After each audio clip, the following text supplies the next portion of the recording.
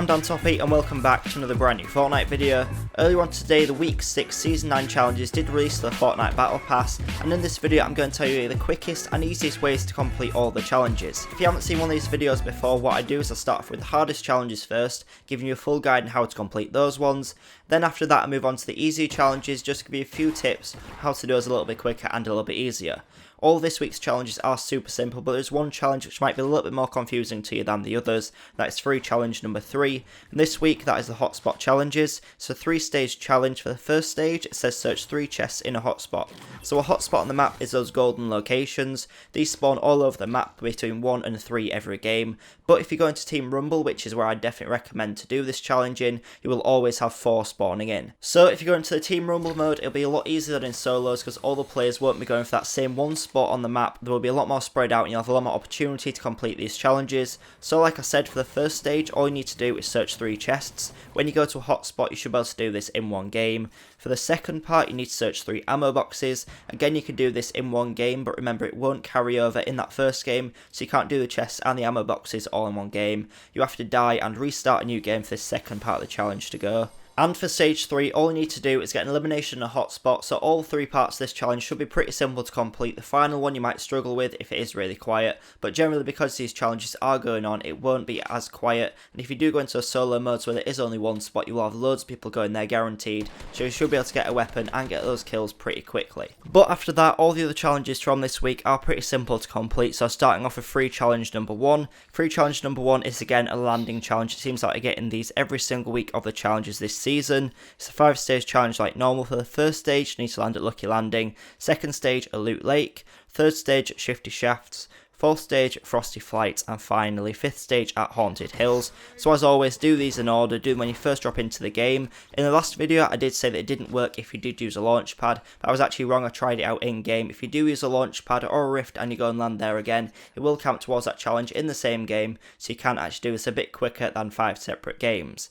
After that you then got free challenge number 2 to do, and this is deal 500 damage with SMGs to opponents. At the moment I think there's only the burst SMG in the game. This is an okay SMG, it's not the best one I've ever had, but it does do a decent amount of damage if you are accurate with it, so make sure you are trying to find that blue version. It will do the most damage, just keep playing with it, keep carrying it, maybe use it to finish off down players in squads and duos if you are really struggling, but it is generally an alright gun, especially at the start of the game, so if you do find it when players don't have much shield, then you hopefully will be able to get those kills fairly easily. But as it is just a damage challenge, it doesn't matter if you don't get the kills, just keep on picking up, do a bit of damage every time, and eventually you will complete this challenge. After that you then have Battle Pass challenge number 1 to complete, and this week it says deal 200 damage to a vehicle driven by an opponent. So this one should be pretty simple to complete. All you need to do is deal 200 damage to the vehicle, not to the player driving it, so make sure you are doing it just to the vehicle. And if they are driving the ball, this will be super easy to complete because you can only hit the ball, you can't hit the player inside of it. So if you shoot this with an assault rifle or with a sniper, you should do loads of damage to it and complete this challenge really easily.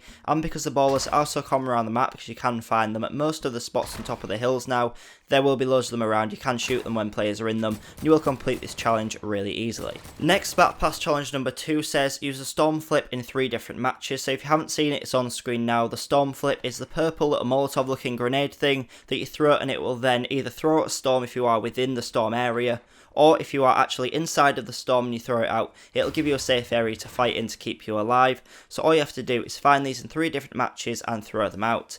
And if you are doing this at the same time as doing that challenge in the hotspots, you'll find loads of loot, so it should be a lot easier to complete it. And as soon as you get it, just throw it out, don't waste it, don't wait around until you die with it in your inventory, because that won't count towards it. Make sure you throw it out straight away, just so it counts, and do it another 2 games and you'll have completed this whole challenge.